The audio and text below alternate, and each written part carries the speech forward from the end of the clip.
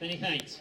So we're just going to do a few questions. We'll be wrapping up in about 10 minutes' time. So if people want to stay just to hear a few questions to our speakers, that would be great. And then finally we're going to have a little surprise right at the very end. So it's well worth staying. So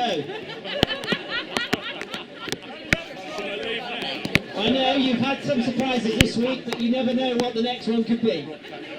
So the first question is from Tom, and these questions came through on Facebook today. We were hoping to take questions from the crowd, but there are so many people here that unfortunately we can't. So we're using the questions from Facebook. And the first question is from Tom. Please can we extend a message on behalf of Cambridge of regret, solidarity and hope for the future to the officials of the EU, and how do we do that? Would any of the speakers like... A loud shout of cheering, motion for the City and County Council. Julian, would you like to comment on that?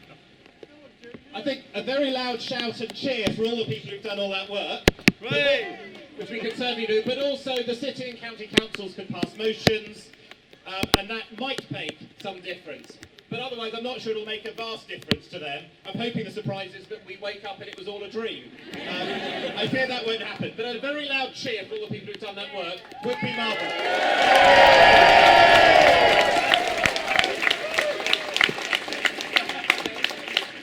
Okay, so the next question is from Emma, and it's, how do we unify such a deeply divided country?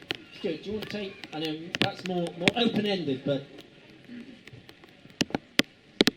It's a very, very difficult one to answer because I think the country has become greatly divided over this debate and over recent issues as well. And I think the other speakers have touched on it in a very sensitive and very thoughtful way. Many people in the country do feel left behind, and it's not for us in Cambridge, a city that's relatively well off, to tell the rest of the country how they're feeling and how they should have voted and how they should have listened to us, unfortunately. They've got a right to their say in a democracy just the same as we do. We need to go out there and we need to convince those people about the way we believe we see the world, about being open and being tolerant. And I think the other speaker, I can't remember who it was, I'm sorry, who said that we need to solve the issues, we need to get out there and fix the problems that face these people. I think that's the best way of healing our democracy and healing our country. People are angry and people do feel disenfranchised by globalisation, by having decisions taken away from them. And what I said earlier about building a genuinely participative democracy would be the most effective way of doing that, but also of challenging and making sure... Sorry, I'm no expert on the EU regulations, I'm afraid, but I'm sure we can talk about that in just a minute. Anyway, I think we also need to look at ways of extending democracy out into the workplaces where people... One thing that really struck with me was that all the trade unions, bar one or two of the smaller ones, were in favour of the vote to remain. Yet most of the working class and most of the poorer areas of the country still voted to leave. So evidently there's a gap there. And people need to extend the power of trade unions and need to have more control over their lives. And we need to be listening, properly listening, so that we can solve these problems. And I'm sorry, but I don't have all the answers. We're all going to have to find them together.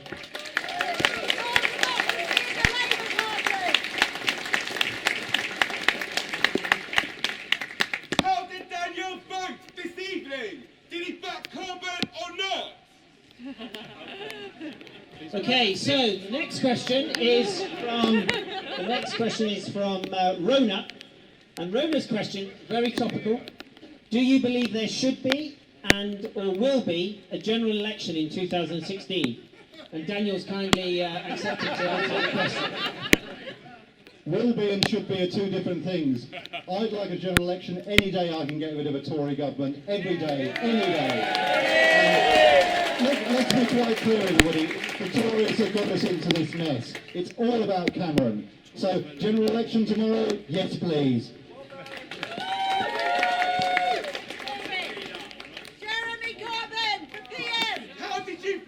It's a simple question. Did you back Carpen or not? I don't want to step into the Labour grief. That's an issue for another rally, which I think is maybe happening in London. A general election, I think, is really useful because it gives a chance for the public to give a new democratic mandate. There was a referendum. There was a vote. We did not win it. But that doesn't mean, and it was because of the lies, it's because of Cameron's short-termism, it's because of all sorts of other things. We can go on and on and on and on. The recriminations are happening. But there was a vote. Nobody rubbed out the marks and put pen in. And what we need is a new and clear democratic mandate. So the question is, will people stand on a platform of staying in the European Union? I will, and I hope lots more people will. All parties need to, Julian. I love all parties to, Alex. The more parties who can say, vote for us and we will stay in the European Union, the more chance there is that the people who win say we will stay in the European Union and then we can stay. But just very quickly, I want to pick up that issue from the previous question about how we heal the divisions, because it is the most important thing. I don't want us to narrowly stay in the European Union and not fix the problems. There are too many people in this country who were left behind in the 80s, were left behind in the 90s, in the 2000s and the 2010s. Whatever party has been in charge, we have seen far too much inequality, people being consistently left out. Politicians, and I count myself still as a politician, have the habit of just blaming the other lot for that problem. But it's gone on for too long. We utterly must fix it. We must change that so everybody does have that stake in society, so that children get a proper start and aren't left behind. If we can change that, then we will get that optimistic future that we deserve. It is too bad, and even in Cambridge it's not uniformly rich. I now do some work in the NHS. We have an 8-year life expectancy gap between the richest and the poorest areas of Cambridge. Does anybody think that is acceptable? No. I don't. We must fix that across the country and in Cambridge.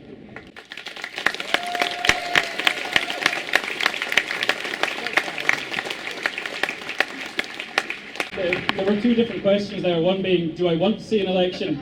Having fought 2 or 3 elections and seemingly endless referendums over the last couple of years, personally, on an exhausted level, I really feel like I don't want to. However, do I think there should be an election? Definitely. I think we should bring it on, and we should bring down this Tory government as soon as we possibly can. And I want to use the opportunity today.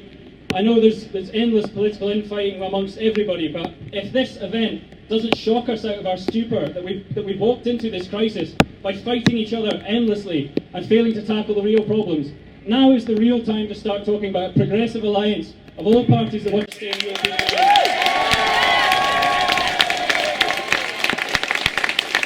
All parties that want to see electoral reform, all parties that want to protect public services, and all public parties that want to welcome people to this country. We cannot stay divided any longer. Thank you. Okay, so we have one last question, and then there were 2 big things we need to do. So the last question it's from Meg, and it's a very important question. What measures will be put in place to prevent the rise in hate crime locally? So Alex has kindly agreed to answer that question. It's a really serious issue, and anyone who's read the pages of the Cambridge News over the last few days will be deeply disturbed by what is going on in our communities. All I can say is we need to make sure that there is money and resource put into this. The police need to act upon every time one of these crimes is reported. If we see them, we need to report them too. The government has cut back on funding in some of our poorest communities where many people who are from different European countries are working. European money is going to be cut now as well. We need to make sure that the funds that the Conservative government took away from migrant communities is put back in place as soon as possible. And we all need to stand together. We here in Cambridge, we need to say that we are proud to be from Cambridge, proud to welcome people from other European countries, and that we believe in a tolerant and open society, support people, and believe always in hope, not in hate.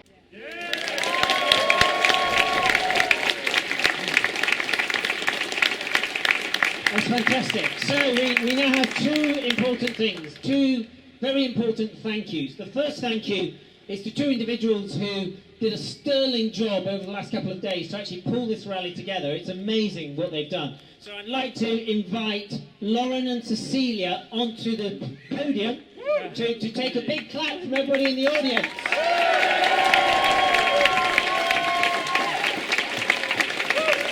There we go. That's fantastic. And Otis also helped. Although I don't think he was quite aware. Okay, so that's the first thing. Now the second thing is another big thank you, and that big thank you is to you.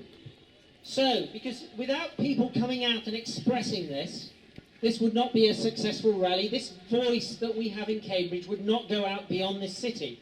So, I want you all to cheer, and we have an individual up here who's going to take a photo of us all, just as a memento of the event. So, after 3, wave flags, umbrellas, and cheer. 1, 2, 3...